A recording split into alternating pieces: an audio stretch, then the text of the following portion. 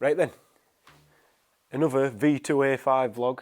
Sorry it's been so long, don't know whether it appears that way or not, but it's been a fair while since we've been on the dyno and making any progress. We've had quite a lot of work to do in between the last video and what we've been doing. It's been the last tuning video, been a lot of brakes, suspension, wheels, tyres, sorted all the clutch, flywheel, all that sort of stuff out. So watch them videos if you're not keeping up. And to be fair, for this project we seem to have condensed quite a lot into quite a few videos. It feels like I've made about 10 videos on it and we've only made I think 4 or 5 up to now. So anyway, we're back on the dyno. So last time we were on the dyno, if you look here, this is what we made. Made the 382 and just less than 600 foot-pound of torque, and it drove really nice, but we asked for any more and the gearbox just didn't like it. The clutches started to slip, the flywheel were knocking and groaning. So that was a good point at which to take it out of the take it off the dyno, get it sorted. But it took a little bit of convincing for me to want to spend that money on this car, because every time we touch something goes wrong. But anyway, we've sorted that out now. We've put it back on the dyno. The only change we've made since last time it were on the dyno, we've remapped the gearbox to turn the auto upshift off so we can rev it a little bit more, so you can see the difference in this graph. Rather than changing up at 4.5, it's revving all the way to 5. The torque at the beginning of the graph seems to have dropped a fair bit, but when we've looked back at the logs, there's quite, and the dyno logs, there's quite a big difference in the temperature when we did the last videos. It were probably at least a couple of months ago now, and it were a lot cooler, and that seems to make a big difference on these. So I'm not going to get too worried about comparing it exactly as it was before. What we're going to try and compare now, I'll just get it loaded up. I'll hide that one because that's not helping at the minute. I'll show that one. So this one here, the grey one, which these colours are probably the palest colours I could have chose, so I do apologise.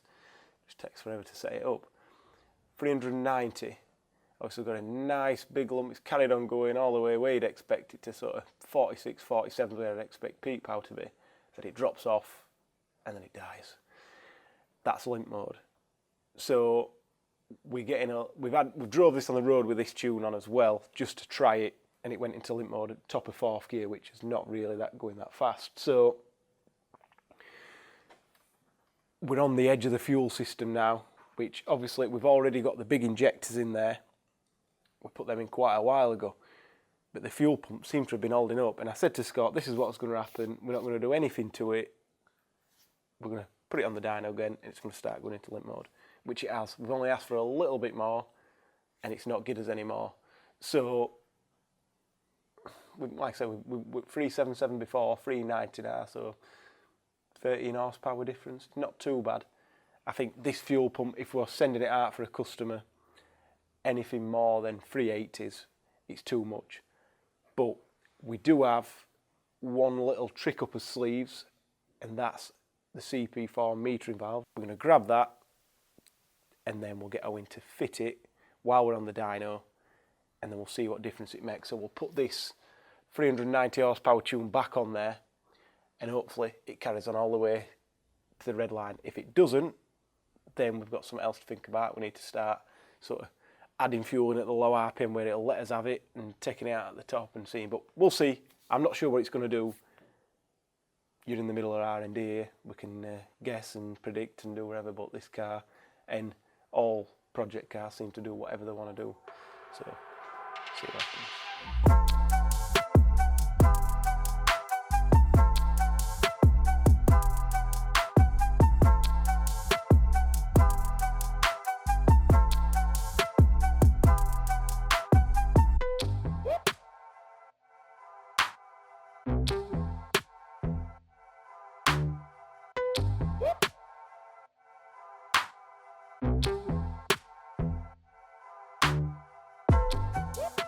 So, we managed to get the metering valve in. We recorded him doing it. It's a good job time lapses have not got sound on there, because we'd spend a lot of time editing, swearing out. the metering valve on these is an absolute pig to get to, which we knew it were going to be, which were why it was more frustrating when it sort of gave us a problem when it did, because obviously the turbo's been off on it already. But it is what it is. If we ever do one of these for a customer, if you see we're quoting you to do a metering valve, it's because while the turbo's off, it's a much easier job. So definitely worth doing at that point. So these are the figures. The 377 is what it was doing before. That's as much as we could get just before it were going into limp mode. And then now we can get 395 before it goes into limp mode, and a good 25-30 foot-pound more torque as well. So we're not quite at the 600 when it was when it were a bit cooler, but like I said, it's a bit warmer this time, and that seems to be the problem. Right at the top end, we are very much on the edge of what it's going to do. So I think the sort of quoted figures that this fuel pump's going to do is probably, if we do 385, 390 on most customers' cars, that's going to be pretty good. We're not quite at the limit of the turbo at the minute, so if we can put a little bit more in there, we will. But I think this is a nice setup. Most people are going to want to go to this spec, because in theory, all we've done here is turbo, metering valve, injectors, which injectors are known to be bad on these, so it's a good time to swap them, intercooler, downpipe, exhaust. So it's not a massive amount of stuff. It's still going to be a reasonable amount of money, but we sort of at S5, sort of probably stage 1-ish S5 stuff. So the difference in price between an S5 and one of these is not as pretty much negligible, especially about that. You probably have a little, depending what sort of mileage TDI you're going to buy, you're probably going to end up with a little bit of money to put towards the mods, and you get twice better fuel economy. So it's not a bad kit. This is not a bad spec. Everything will be in the description that you can buy, and obviously the prices will link to the prices for the tuning, point at what you actually want to be looking at. But basically, this is a nice spec. So the next thing to do really is get it on the road, see what it can do. Whether I can get any 0 to 60 times in there, we'll see. But we'll get it on the road, see what it does. So we're out in the A5, and I've just realised I've missed quite a chunk of, I suppose we're having out gearbox issues, so hindsight, but missed quite a chunk of acceleration stuff out on this, because all the gearbox issues. But we got the standard and the tuned and everything, 8-watt, 4.6. I always regret putting them in sport when I'm talking. There we go. I don't know how you get it out of drive here. There we go. It's different to Scirocco I've just been driving. But anyway, so standard's 5.5 seconds or whatever it is, with a standard turbo and a gearbox tune. We managed to get it down to 4.5. The old A5, that were at 4.9 or thereabouts when it was at 3.9, sorry, when it was at this sort of power. So we'll have to see if we can match that. But drive's absolutely perfect. I'm just in drive, it's doing 1400 RPM. Drive's absolutely fine. Still got a suspension light on, which is a bit annoying, but we'll get round to sorting that out when we've got a chance. But just cruising along, no problems. Same 15 mile per gallon, but that's been on the dyno. But it drives perfect, really. No bother. But as with all these type of cars that we build, a bit of wolf in sheep's clothing, put it into sport, let it have it. I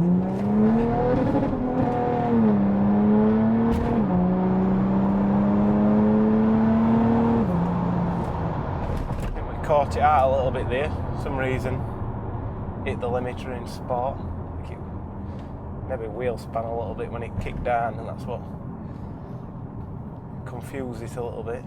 yeah, that was brutal is the word I've been told to use for acceleration.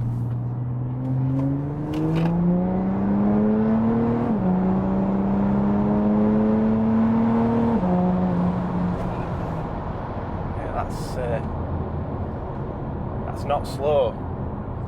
Tiny bit of smoke. I'm not really a big fan of smoke on these, so I might tweak it down a bit. That's what happens when you're right on the edge of the fuel system. Get a little launch, see what it'll do.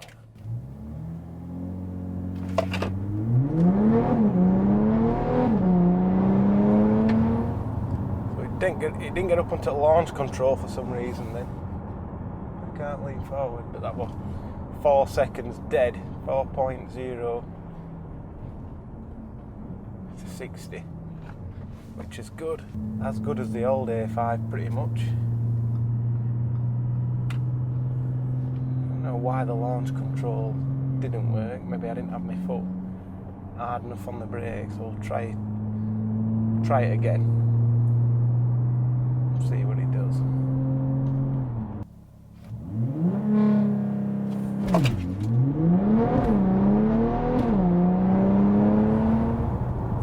Managed to get on launch control that time. Okay, we'll see that. 3.8 to 60 that time.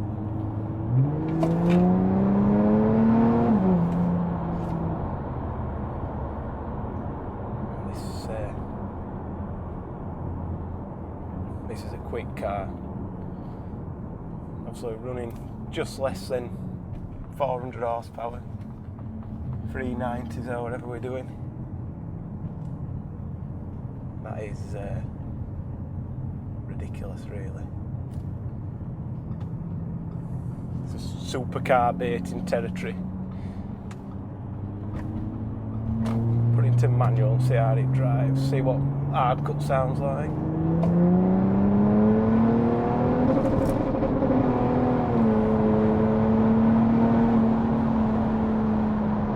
Smokes a bit when it hits that hard cut.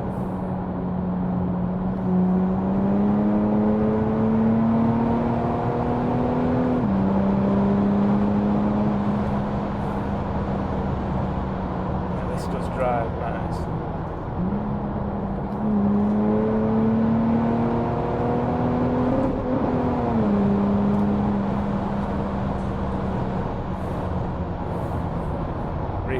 Really impressive. I think we'll let Scott take this home tonight. He's the one who has the final say whether he's happy with stuff like this. But yeah, drives really good, and it's just easy to drive. The gearbox, couple of little quirks, but we've not really spent much time on the gearbox tune since we put the new clutches in. So maybe some of the stuff we did fighting with the clutches is not helping us at the minute, but we'll figure that out when we get a chance. So the next step for this car now, we're sort of right on the edge of the fuel pump. I'm surprised it's not gone into limp mode as it is now, because we didn't turn it down from the dyno.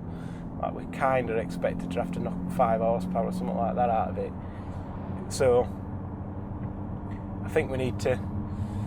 We've got a bigger CP4 fuel pump that can go on, so that should just bolt straight in, no messing, and just work.